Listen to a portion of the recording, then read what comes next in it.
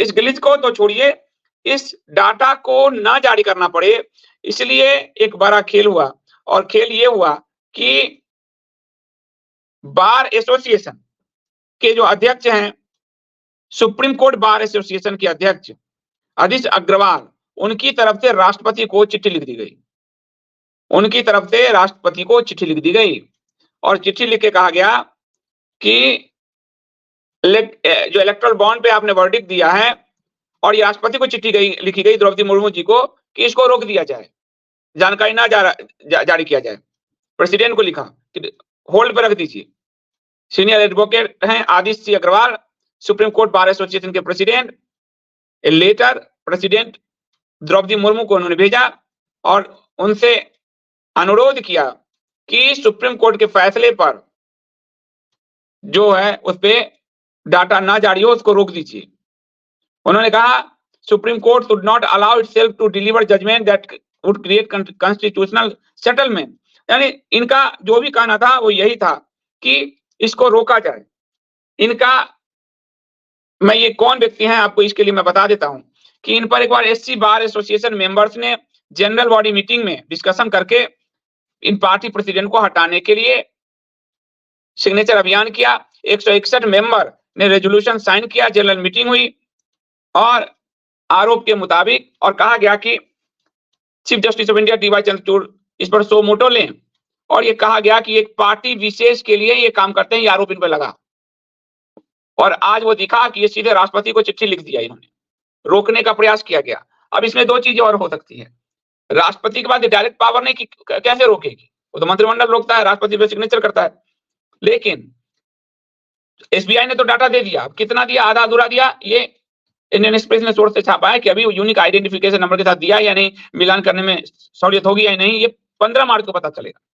लेकिन हो सकता है कि देश में, और इन व्यक्ति ने यह भी कहा कि कॉर्पोरेट के राइट सुरक्षित होने चाहिए, आम जनता आम वोटरों के राइट का कोई मैटर नहीं, कॉर्पोरेट राइट सुरक्षित होने चाहिए। यानी कॉर्पोरेट जो रिश्वत देकर, चंदा एक पार्टी को रिश्वत देकर अपने पक्ष में पॉलिसीज बनवाता है।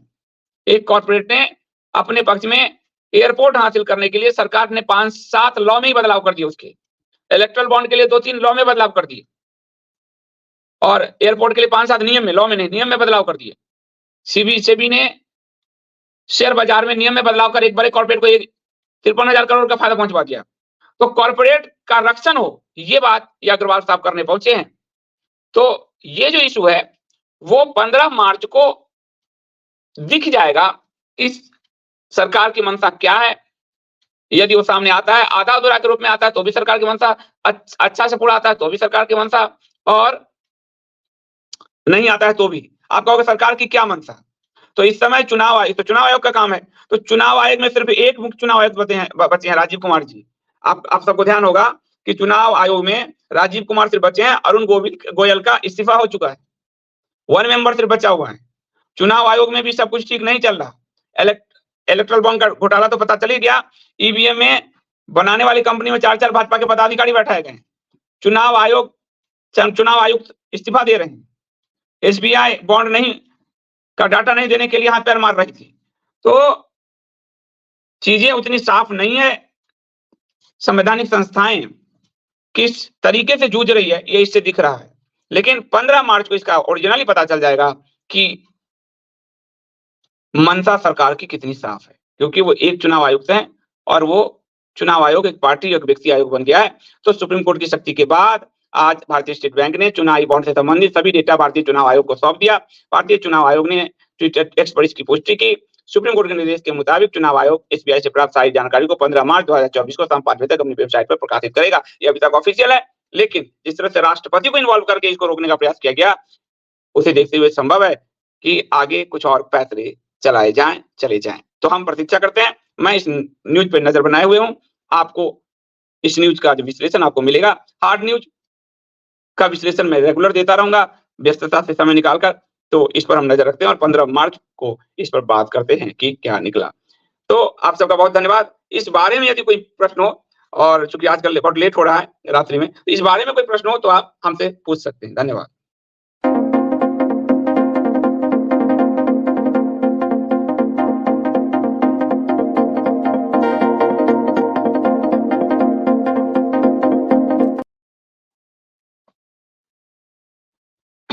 आशीष जी बहुत बहुत धन्यवाद।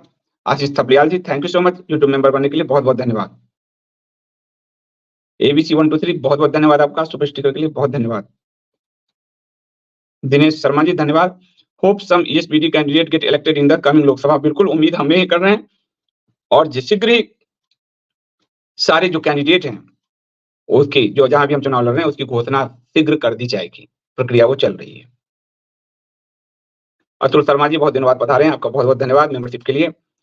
ये even Yogi ji who is not from Sangh and used to be pro Hindu just following BJP for minority विजमेंट but also he did it non stop Hindu. बिल्कुल आपकी बात से मैं सहमत हूं।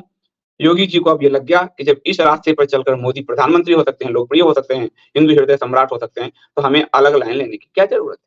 इसलिए माइनॉरिटी अपीजमेंट में अखिलेश सरकार को पीछे छोड़ दिया योगी सरकार ने, और ये खुद मुख्यमंत्री योगी ने यूपी के विधानसभा में कहा है, तो सच यही है। नीना जी, in USA, even a donation of $10 to any political party with the name of the donor has to be displayed on their website publicly available at। देखिए कितनी अच्छी बात है, लेकिन नीना जी यहाँ जो मास्टर स्ट्रोकवादी हैं, पार्टी विशेष के जो समर्थक हैं सब, वो इसको गुप्त रखना चाहते हैं। वो भी कह रहे हैं गुप्त है, देखना जी है तो ठीक ही होगा। और इससे कॉर्पोरेट के राइट को, जैसे आप सुप्रीम कोर्ट के बाहर एसोसिएशन का चीफ आ गया कि कॉर्पोरेट के राइट सुरक्षित रहने चाहिए, तो भारत में भ्रष्टाचार जो एक समय कहा गया था कि भारत की पूरी सरकार बिकने को तैयार होती है नेत्रों के आर्काइव में, वो बात बहुत हद तक आज भी सच है। भारत के मतलब खून की तरह चाट रहा है भ्रष्टाचार, और पॉलिटिकल पार्टियां तो सबसे ज्यादा नंगी है भ्रष्टाचार के हमाम में।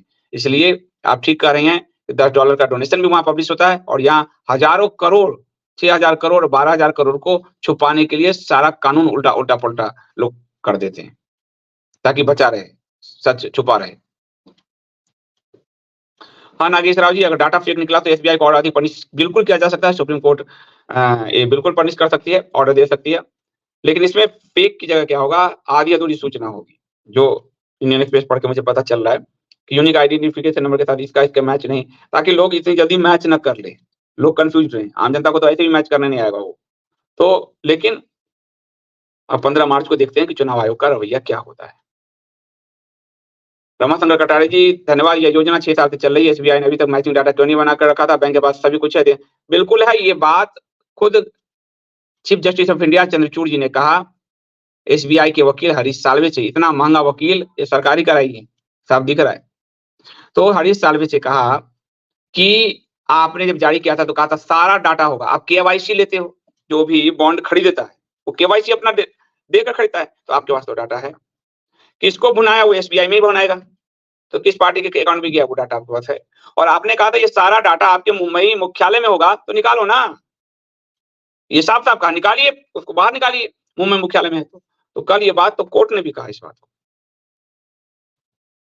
राजेश सुनियाल जी धन्यवाद, प्रणाम। मुझे पूरा यकीन है कि एसबीआई ने पूरा डाटा नहीं दिया। एक पूर्व फाइनेंस सेक्रेटरी ने कहा कि एसबीआई के पास सारा डाटा डिजिटल स्टेब है। एसबीआई ने पहले भी सरकार को ये डाटा 48 घंटे में दिया है। वो दे सकती है, वो देश की सबसे बड़ी बैंक है, लेकिन वो जब कठपुतली बाई हो तो वो सिर्फ नाच ही सकती है किसी के इशारे पे। और जिस तरह से आप देखिए सरकारी एजेंसियां कठपुतली बाई बन गई है, उससे साफ दिख रहा है कि ये सब कठपुतली बाई की भूमिका में नाच रही है। बस कटारी जी कह रहे हैं आज कुछ कांजपा आईटीसीएल प्रतिनिधि यहाँ आए हैं कांजपा की ओर से सफाई देने हेतु, ये इनको कोई पूछता नहीं है। रामाशंकर कटारी जी, ये सब दो रुपए वाले हैं लोग, इनको कोई नहीं पूछता। ये सिर्फ अपने मालिक को दिखाते, देखो वहां गए थे, स्क्रीनशॉट ये रहा, और इतने किए काम, 2 रुपए के हिसाब से दे दो। इनकी औकात वही है, तो इन पे समय नष्ट करने का कोई फायदा नहीं है। ये इनको कोई नहीं जानता कहीं, ये बस। और इसमें से बड़े सारे नकली अकाउंट वाले होते हैं, जो अकाउंट आईटीसीएल ही क्रिएट किए हुए होता है, अपने लोगों से क्रिएट करवाया होता है, और उस अकाउंट से वो प्रश्न पूछते रहते हैं। ये उनके धंधे हैं, यही मुद्दों को डाइवर्ट करने का टैक्टिस है जिसमें वो पारंगत है उनको। धन्यवाद अनिल जी, कह रहे हैं आप हम आधी रात को भी आपको सुनने को तैयार हैं, बहुत बहुत धन्यवाद, क्योंकि मेरी व्यवस्था आप समझिए। और जब भी मुझे हार्ड न्यूज, मैं चाहूंगा कि हार्ड न्यूज का विश्लेषण ना छूटे, इसलिए हरियाणा वाला भी आज मैं जो नकली शंकराचार्य गिरफ्तार हो सकते हैं वो बड़ा न्यूज है, लेकिन वो हार्ड न्यूज ऐसे है चुनाव के समय कि उसको नहीं छोड़ सकते, तो इसलिए मैं हार्ड न्यूज के लिए आ जाऊंगा। नीरज करें सर, आप अपने स्वास्थ्य का ध्यान रखिए, अभी बहुत आगे जाना है। बिल्कुल मेरा स्वास्थ्य ठीक है, मुझे कोई बीमारी नहीं है, मैं एकदम ठीक हूँ। धन्यवाद आपका बहुत बहुत। तो थैंक यू सो मच, बहुत बहुत धन्यवाद आपका। और मैं मिलता हूँ कल, पता नहीं किस समय मिल पाऊँगा, परंतु जब हार्ड न्यूज़ होगा तो मैं उसका विश्लेषण लेकर आऊँगा ही। थोड़ी व्यस्तता आप लोग समझेंगे। आप सबका बहुत धन्यवाद। शुभ रात्रि। जय श्री कृष्ण।